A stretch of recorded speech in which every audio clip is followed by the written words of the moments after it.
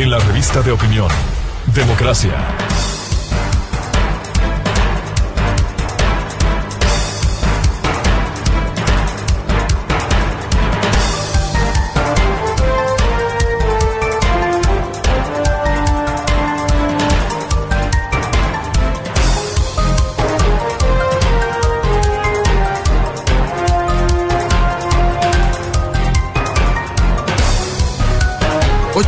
Minutos en el territorio continental ecuatoriano, buscando la verdad en la revista de opinión Democracia.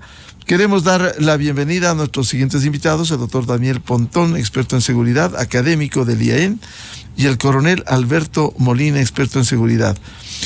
Doctor Daniel Pontón, ¿qué cambios debieran operarse luego del ingreso de dos ex miembros de Fuerzas Armadas, el general Paco Moncayo, un reconocido ex jefe militar, y el general Wagner Bravo, secretario del Consejo de Seguridad Pública y del Estado, secretario de Seguridad, luego de la decisión del jueves pasado, en donde el Consejo resolvió, por un lado, declarar al terrorismo como amenaza que atenta contra los elementos estructurales del Estado, que va a ser enfrentado de manera firme, incluso con medidas coercitivas urgentes y eficaces, que incluya el empleo de armas letales. ¿Qué significado tiene? ¿Qué viene luego de esta declaración, doctor Pontón? Buen día. Buenos días, Miguel. Un saludo igual al coronel Alberto Molina. El tema es cómo conectar una serie de acciones que nacen del nivel estratégico con ya los niveles operativos. Me parece que eso es el gran desafío. Toda vez que en materia de seguridad lo que se necesita siempre es tener una coordinación amplia. Esta coordinación amplia debe darse a nivel ya de la parte operativa, ¿no? De alguna otra forma, aquí el desafío es cómo detrás de esta categoría de narcoterroristas, a pesar que la resolución del COSEPE no lo dice así, habla de terrorismo en general, no sé si es un error, digamos, de redacción o si hay un tipo de intención ahí. Me parece que el punto aquí es cómo el aparato de justicia se articula a esta declaración, porque es una declaración política. El COSEPE emana declaraciones políticas de corte estratégico, ¿no? En este caso una posición de Estado, porque el COSEPE tiene una representación ya no de política de gobierno, sino de Estado. La idea es cómo esto va marcándose, porque obviamente esto también implica un mayor trabajo a nivel de las fuerzas del orden, ¿no? Por ejemplo, a nivel de Fuerzas Armadas y Policía. Pero estas entidades, por lo general, han venido haciendo trabajo coordinadamente a través de mandos unificados, etcétera. Que obviamente yo no descarto que se debe pulir ahí acciones concretas, se debe mejorar marcos, protocolos o reglamentos, etcétera. Pero efectivamente ahí es donde ya existe un nivel de coordinación. Y ese es el gran desafío, cómo trabajar con el nivel de justicia, con el sector de justicia para cuestiones tan básicas como, por ejemplo, que se capture un cabecilla y no se cometan las descoordinaciones que hemos vivido en los últimos días y meses, que básicamente lo que hacen es dibujar mucho lo que justamente estas declaraciones, como el COSEPE estipula, ¿no? Que es básicamente un trabajo conjunto, ¿no? Ahora, otro gran reto que me parece es también cómo esto se va a delimitar, ¿no? En materia de cómo el reglamento que se denuncia en la resolución del COSEPE, que es sobre cómo se va a aplicar el uso de la fuerza por parte, sobre todo, de Fuerzas Armadas para la utilización de estas amenazas, termina siendo limitado y establecido correctamente, ¿no? Ahí he leído algunos comentarios, algunos titulares, ¿no? Editoriales sobre, se hace una reflexión sobre ello, y ciertamente ahí va a haber mucho que trabajar y mucho que ponerse de acuerdo, sobre todo entre el nivel, por ejemplo, el trabajo con la Asamblea, ¿no? El trabajo con la Asamblea creo que esto es clave para avanzar en hacer reformas legales que le permitan un poco trabajar y delimitar mucho más el campo de acción, ¿no? Porque no se puede dejar esto, digamos, a un nivel discrecional, porque ciertamente puede haber excesos que ustedes saben, después en el tiempo esto tiene algún tipo de consecuencias en orden político y jurídico, ¿no? Entonces me parece que el desafío es justamente ese, ¿no? Tanto a nivel de justicia como a nivel de asamblea. Bienvenido al coronel Alberto Molina, experto en temas de seguridad. Coronel Molina, luego de esta declaratoria del COSEPE, dice Daniel que aquí tiene que acompañar la justicia por un lado y también la Asamblea Nacional. ¿Cómo lograr articular una política de Estado para un plan de seguridad integral que actúe con firmeza frente a la delincuencia organizada? Buen día, Alberto. Buen día, Daniel, Miguel. Conocemos el tema, somos profesor y egresados del IAEN, estamos en conocimiento de la materia de seguridad y desarrollo. En realidad, una vez decretado por la máxima autoridad, porque ahí están presentes pues, justamente el presidente de la Asamblea, el presidente de la Justicia Nacional, el Consejo, como es de la Corte Nacional de Justicia, las principales autoridades, ministros de Estado, jefe del Comando Conjunto, comandante del Ejército, en fin, están en conocimiento de justamente qué es lo que tienen que hacer. Las Fuerzas Armadas tienen sus planes permanentemente, como conocen, el plan de seguridad interna. Ya se aplicó en el gobierno, recordemos, de Febres Cordero, frente a una amenaza justamente de tomarse el poder por las armas, con organizaciones delictivas, subversivas, que asaltaban bancos, secuestraban, asesinaban. De manera que somos también signatarios de organizaciones que tienen que ver con el tema terrorismo, el Comité Interamericano contra el Terrorismo de la OEA, la Convención Interamericana contra el Terrorismo, justamente que son, digamos, vinculantes las decisiones tomadas. Ya esto se tomó en 2003 y la última reunión de la convención fue el 12 de septiembre del 2022, donde nos está estableciendo que los estados partes, ¿no?, deben tomar todas las medidas necesarias para aumentar las capacidades para prevenir, contrarrestar, sancionar y eliminar todas las formas de terrorismo y extremismo violento.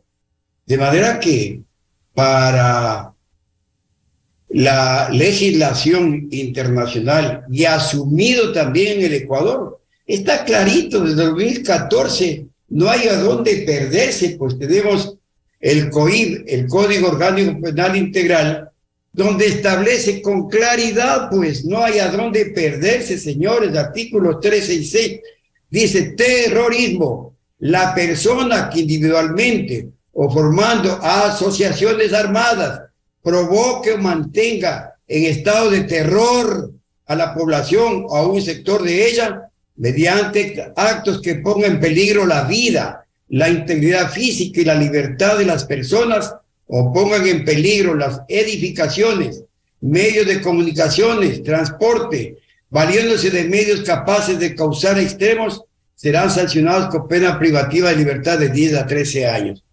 Bueno, yo creo que está ahí con claridad justamente el Consejo de Seguridad Pública del Estado. Tengo entendido que habrán revisado no tanto la legislación internacional como la nacional para tomar, digamos, esta decisión. Ahora, obviamente, los elementos estratégicos operativos tendrán que utilizar esta arma jurídica, diría yo, para poder actuar con sus elementos.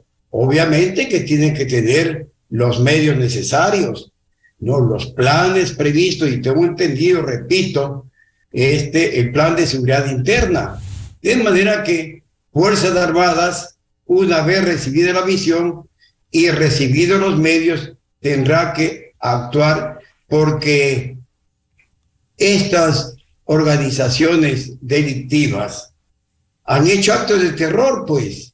Miren ustedes la destrucción del cuartel el 2018 en Esmeraldas, a carros bombas, atentado a las gasolineras, a una persona pues le envolvieron con explosivos, pues, ¿no? Todos son actos de terrorismo y utilizan además armamento de guerra, fusiles, ametralladoras, ¿no? Explosivos, granadas de mano. Todos vimos la operación en Esmeralda hace poco, 30 hombres armados y equipados para la guerra. Para neutralizar esta amenaza, las Fuerzas Armadas, que tienen la obligación de hacerlo, tendrán que actuar de la misma manera. Y quizás no ha habido, coronel Molina, debilidad en eso. Tiene que haber una resolución del COSEPE para exigir y disponer medidas coercitivas, urgentes y eficaces. ¿No ha habido debilidades del Estado para permitir esto que va creciendo en el Ecuador? Pero, Miguel, si está clara la ley, pues yo apelo a que nuestras Fuerzas Armadas permanentemente analizando las amenazas, actualizando los planes, repito, deben en mano tener el plan de seguridad interna. Y repito, ya fue utilizado en el gobierno del presidente Febres Cordero para neutrar una amenaza casi similar a la actual. De manera que, además, en esta misma ley que me referí, al Código Orgánico Penal, en su numeral 9 del mismo artículo 336, está más especificado, pues, la persona que entregue, coloque, arroje o detone un artefacto o sustancia explosiva u otro artefacto mortífero en contra de un lugar de uso público, una instalación pública de gobierno, una red de transporte público o una instalación de infraestructura con el propósito de causar la muerte, graves lesiones corporales a las personas o con el fin de causar una destrucción material significativa. De manera que, bueno, todos hemos visto y el clamor ciudadano, ¿qué le dice? Señores, utilicen las Fuerzas Armadas para neutralizar este estado de guerra que nos han llevado estos grupos criminales utilizando armas letales. Y de manera que también hay una ley de uso legítimo o progresivo de la fuerza. De manera que yo creo que este momento no requiere ni un decreto ejecutivo ni algún tipo de disposiciones para poder actuar como ya está establecido en el dictamen, la disposición del Consejo de Seguridad Pública del Estado, donde están comprometidos todas las instancias del poder, todas las instancias del Estado, porque ahí están representantes, todos, absolutamente todos, que tienen su responsabilidad, ¿no?, desde hace rato.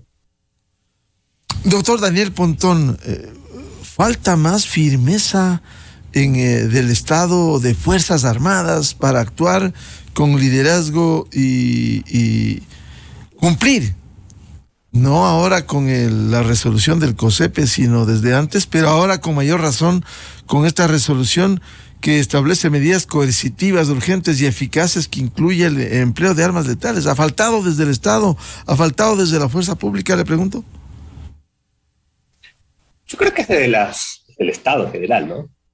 A ver, aquí el punto es cómo evitar que estas amenazas sigan existiendo. Cómo anticiparse efectivamente para que, por ejemplo, temas como lo que pasó en Esmeraldas, ¿no? Viene una lancha en un puerto privado, entra y mata gente, y básicamente hay siniestres y con anticomplacencia inclusive del mismo Estado, de las autoridades, ¿no? Porque parece que nadie vio el tema, y cómo evitar que esto se dé, me parece que es el punto. Actuar con firmeza es una parte, ¿no?